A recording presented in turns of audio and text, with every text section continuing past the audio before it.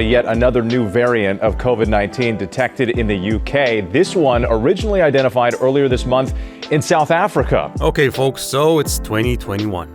And we're all waiting for this year to be at least, and is believed to be even more contagious. a bit better. The UK shutting down travel from South Africa now. If it's not too much to ask for, right? Their fear is that this latest version of the virus could be spreading even faster. I mean, what I asked for this Christmas was that I will get to see The Witcher Season 2, The Boys Season 3, The Many Saints of Newark, Big Mouth Season 5, Stranger Things Season 4. Oh, and I heard nothing but great things about The Mandalorian, so I'll give that a try as well. But enough of movies and television, cause today's agenda concerns the video games that are, or at least are supposed to come out in 2021. So I've selected a few that pique my interest, but I'm also curious about why you guys are waiting for it this year. Really, just go into the comment section and write to your heart's content. Cool, so let's go ahead and... No, wait, I seem to be forgetting something. What was it? Ah, yes, it's...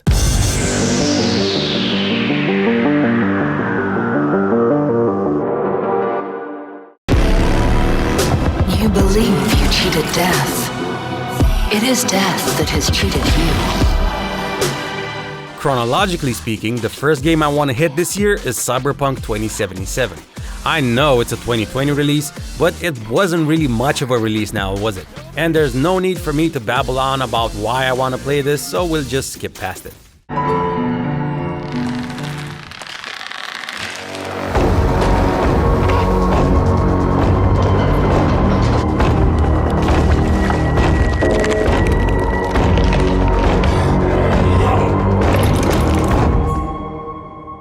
Okay, Little Nightmares 2 is one title that I've been waiting for since I finished the first one back in 2017.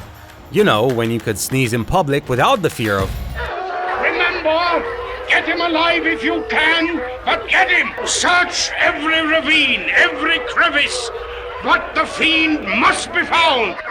The thing is that I fell in love with the game right off the bat. For me, it had an amazing atmosphere, this eerie style bordering on unique.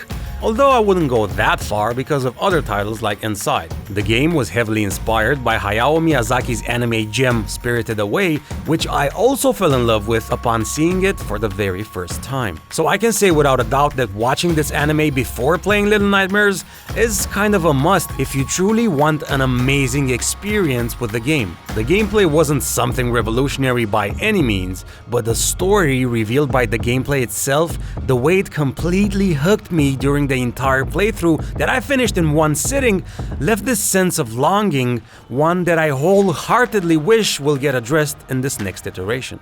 You get to travel the world and kill interesting people. And with complete freedom of approach, making the how, the when, and the where all up to you. Hitman 3 is one title that I am so excited about because just a month ago I finally managed to finish the first one from 2016. I hope I get to finish the second one as well before the third one hits because I wasn't expecting the story to be this cool and engaging. It was like from a Bond movie or something similar in terms of plot and quality of execution. Hitman always was this unique series in a league of its own, and Agent 47 has been a video game icon for 20 years at the point of writing this, and like I've said, these new iterations are simply amazing. And in death, we give you glory. Father Miranda.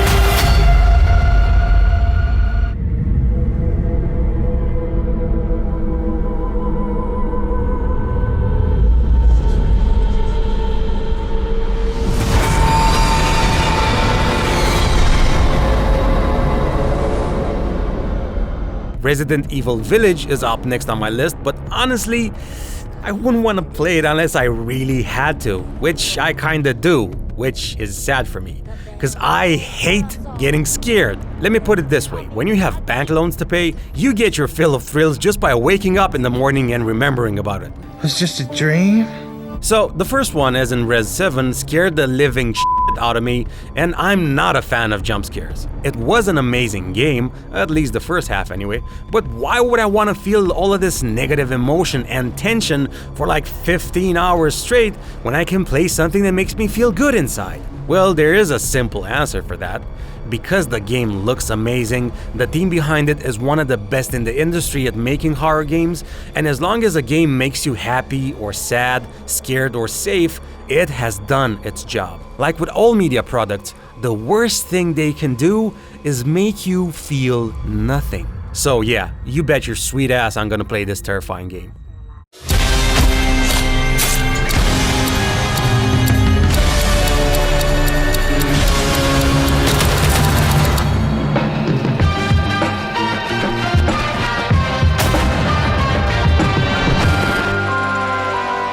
Deathloop is finally a new IP in the industry, and it looks really interesting by my standards.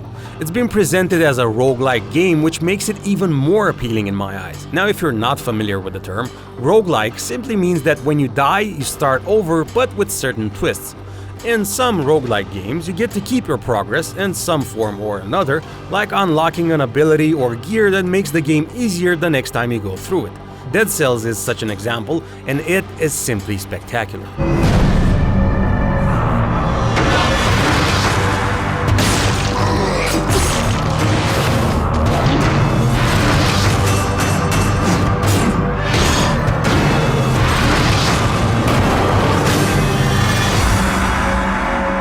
Anyway, Deathloop is gonna be interesting, especially because of the DualSense features they announced for the PS5, like the triggers jamming when you're out of ammo, for example. But the funny thing about this game is that PlayStation has limited console exclusivity on this one, but it's made by Bethesda, which is now owned by Microsoft. So yeah, we'll see what's what. There's nothing I wouldn't do to save this world. No depths I won't explore.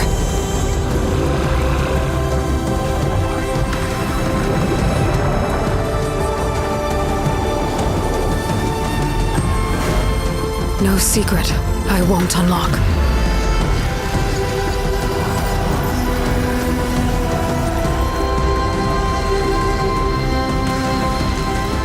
No barrier I won't cross.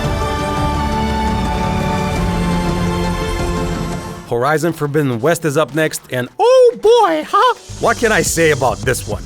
Well, nothing much, but if you watch my Why I Love Horizon Zero Dawn video, which is full of spoilers I might add, you're gonna get a good sense of just how much I want to play this one. I so hope the story would be at least on par with the one from the first game, cause I do not know how they could possibly top it from a narrative reveal and complexity point of view.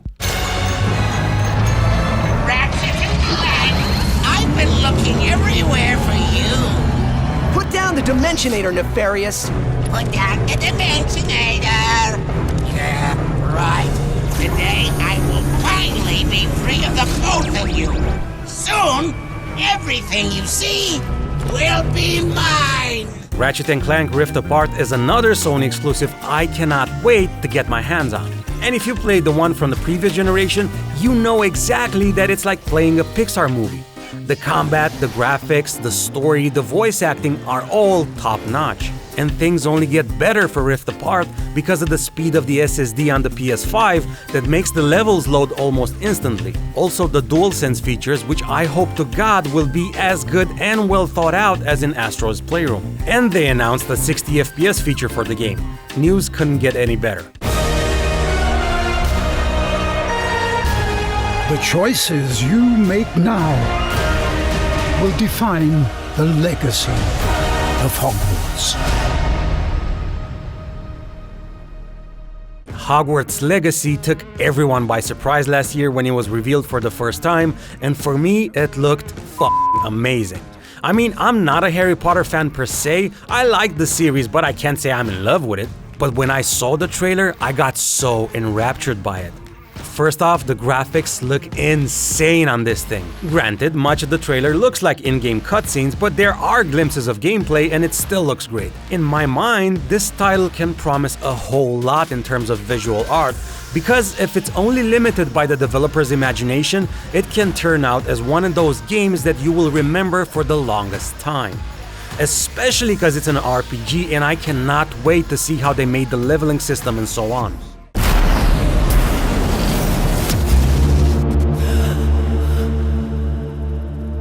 Scout log. I found whole areas rearranging themselves. Found a technology I've never encountered before.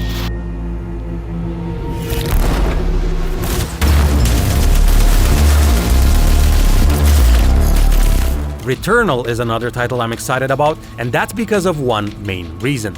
Its developer. Housemarque Games has a reputation for making experiences with amazingly refined gameplay mechanics like Super Stardust, Resogun, Dead Nation, Alienation, or Nex Machina. Granted, these games didn't shake the pillars of the earth by any stretch of the imagination, but from an execution standpoint, they're simply gems in their own league. So back to Returnal, this is another roguelike game where you play, unlock something, die, start over, unlock something else, and so on. So that's one big checkmark on my list. But more than that, the gameplay looks terrific, and being well acquainted with the Housemarque DNA, I'm sure this game is going to be addictive as hell. You sense the power that flows through this land. Yet, you do not fully understand it.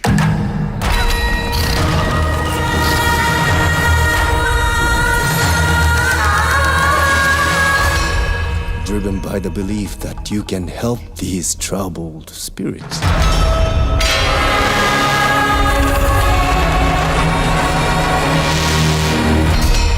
But you cannot hide your weakness from me.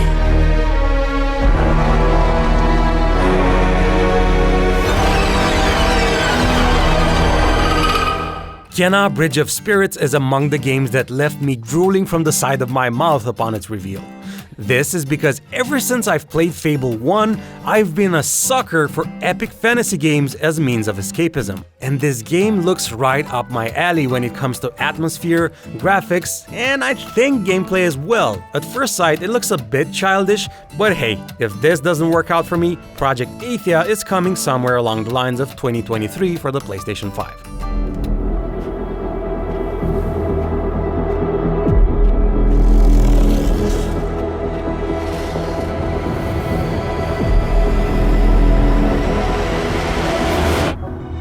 And Athia looks almost fail-proof. It's like Kena's bigger sibling by the looks of it, and I dare to say she appears even more enticing. But hey, if Cyberpunk taught us anything, is that no game is ever fail-proof. I've spent my whole life looking beyond the edges of our reality. Even as a child, I saw things that would break a grown man. But that thing. The Medium is ranking high on my list as well because of the whole Silent Hill vibes and because they bragged about rendering two parallel worlds at the same time.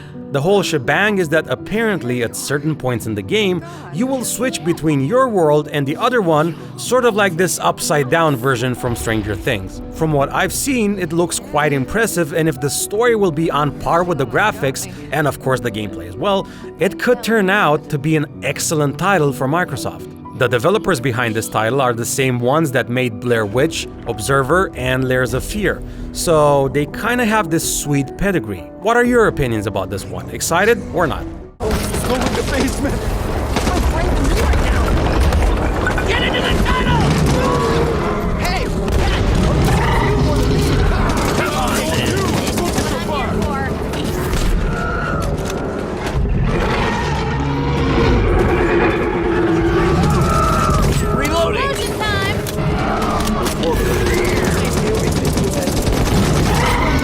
Back 4 Blood, from the makers of the original Left 4 Dead, is for all intents and purposes a successor of the series, and I wish it came out today. The reason I'm so impatient for this online co-op shooter is that I never got into the Left 4 Dead games, I'm afraid. I don't really remember why, I think the games just flew past me for some reason, but this one seems legit, and I hope this time around I'm gonna get hooked from the very start. I mean, have a gander at this gameplay, it looks so well polished. Me thinks it's gonna hit big among the fans of Left 4 Dead.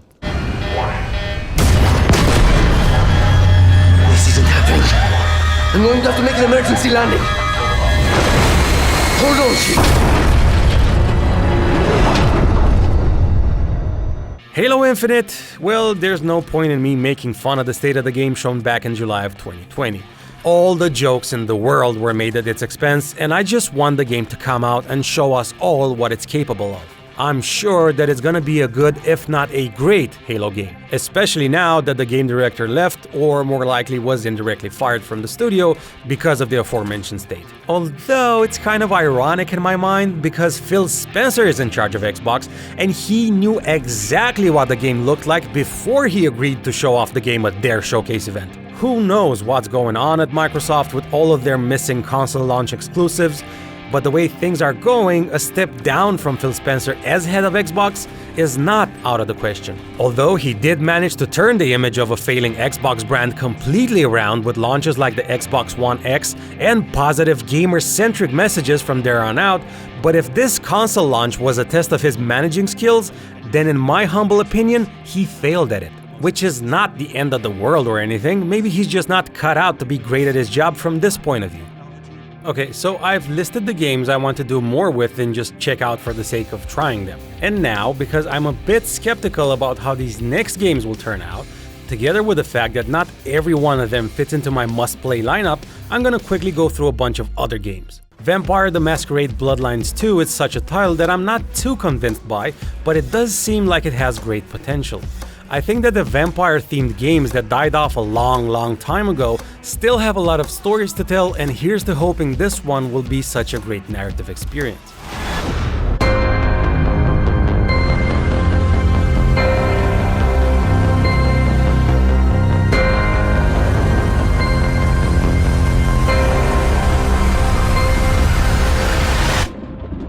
Evil Dead took me by surprise when I saw the trailer, and in a good way. The game is apparently co-op and PvP. There are 4 people sitting side by side at the end of the trailer to hint at this, but we'll have to wait and see if this will attract fans and live on as a niche game, or if it will die off quickly.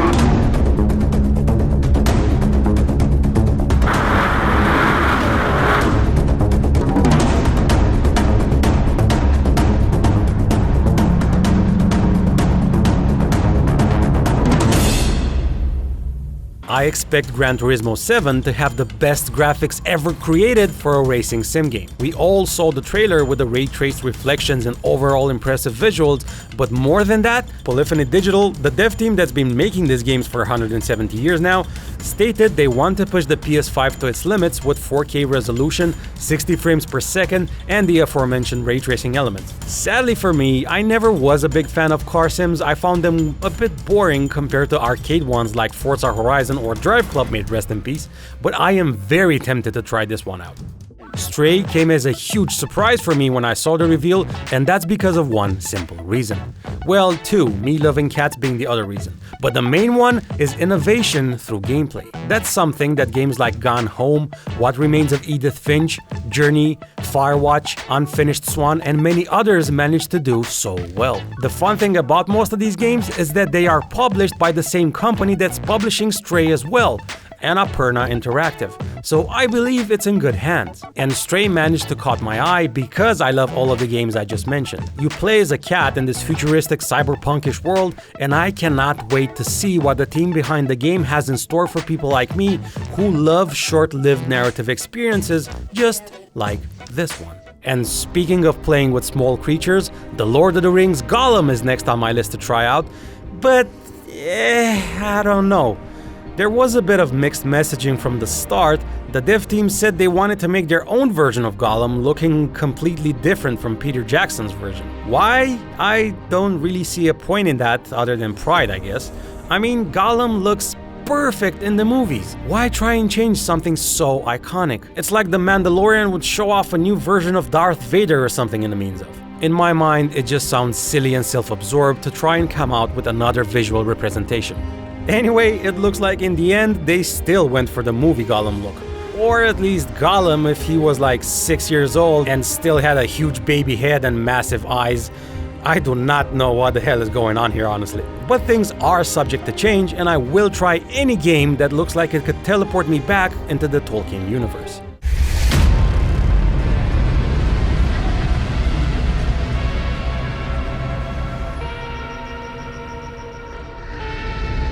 You see things others can't.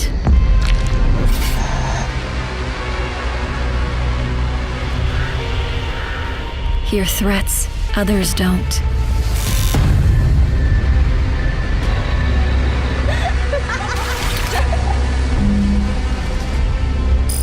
Fight when others won't.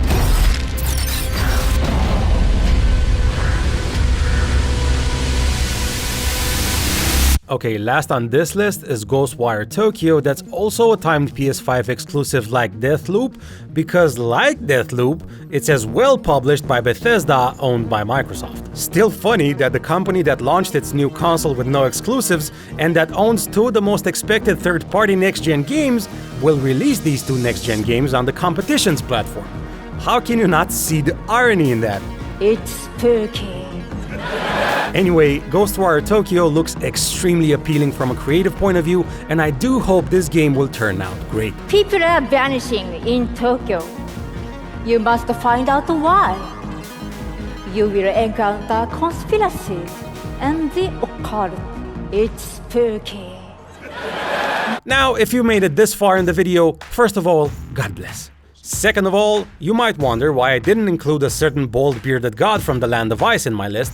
That's because I do not believe it's going to come out in 2021. One reason would be that the first one came out in 2018, so a bit over 2 years of production is not enough time for this title to come out and be as expansive as the first one. And that's in a pre-COVID era.